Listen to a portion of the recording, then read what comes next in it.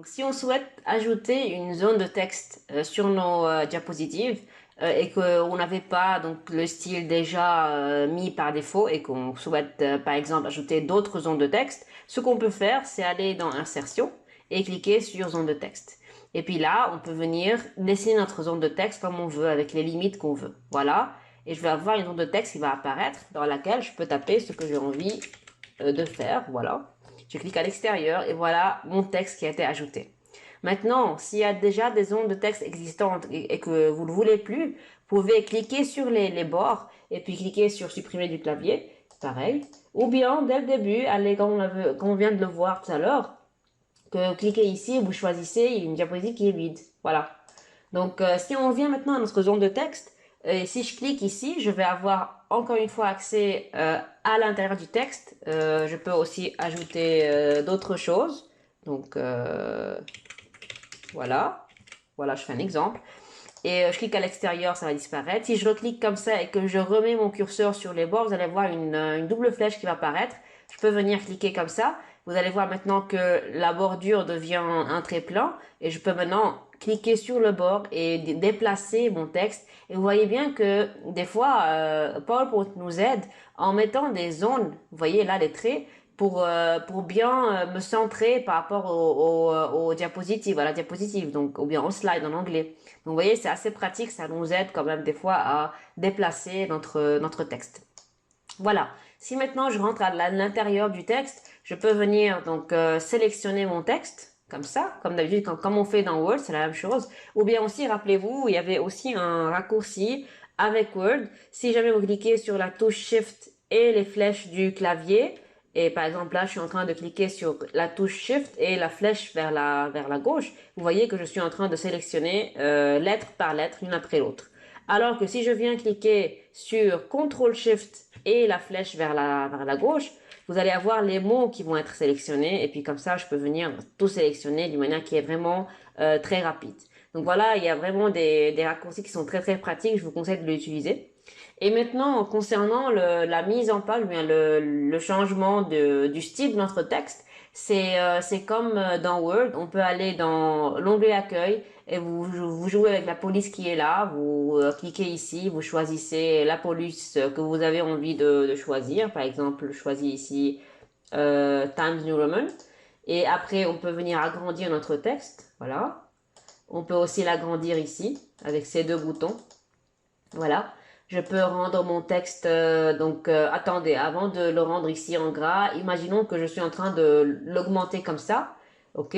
Et ce qu'on peut faire si jamais on a notre texte qui revient à la ligne et que j'ai besoin quand même d'avoir le tout sur une seule ligne, ce qu'on peut faire, c'est venir agrandir notre zone de texte en cliquant sur un des ronds qui sont sur les bordures de notre zone de texte. Donc voilà, je fais comme ça agrandir la zone et j'aurai mon texte sur une seule ligne.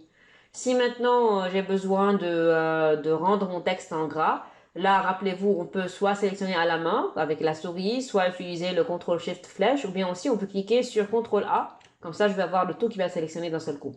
D'accord? Donc CTRL A pour tout sélectionner.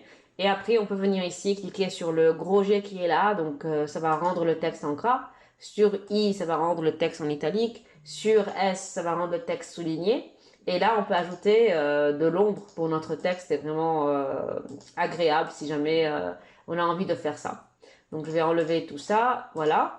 On peut barrer notre texte avec ce bouton qui est là.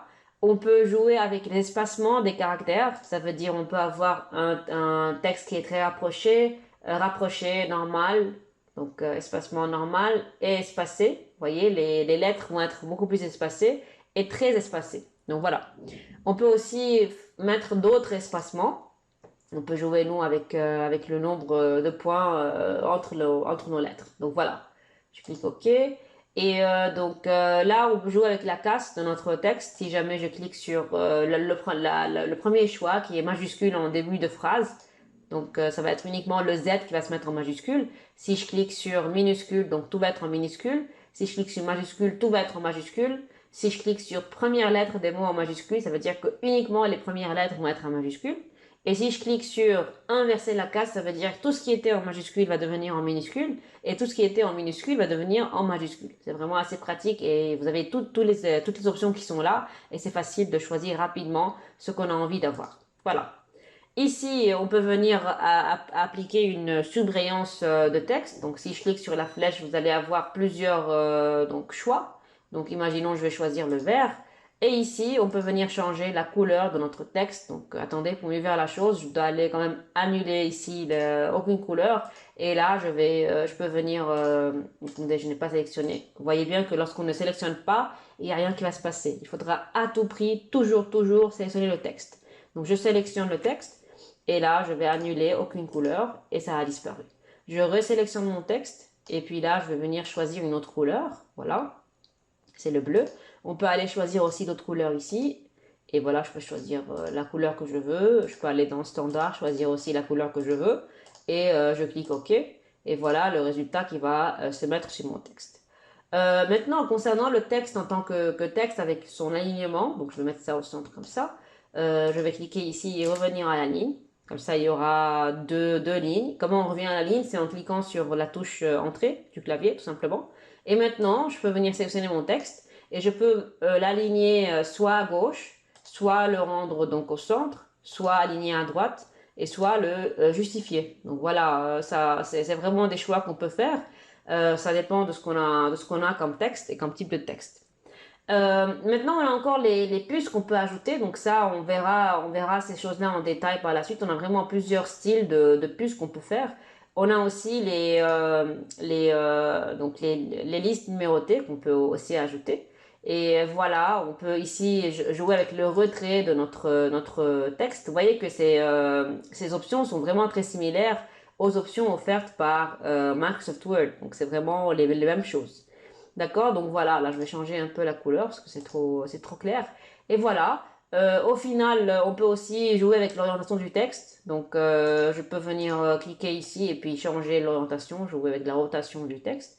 Et on peut aussi, donc si je remets ça comme ça, je sélectionne mon texte et je viens cliquer sur orientation du texte. Je peux venir pivoter mon texte de 270 degrés, empiler. Donc voilà, il y a vraiment trop d'options que vous pouvez appliquer ici. Donc je m'arrête ici pour cette leçon. On continuera avec d'autres options dans les leçons suivantes.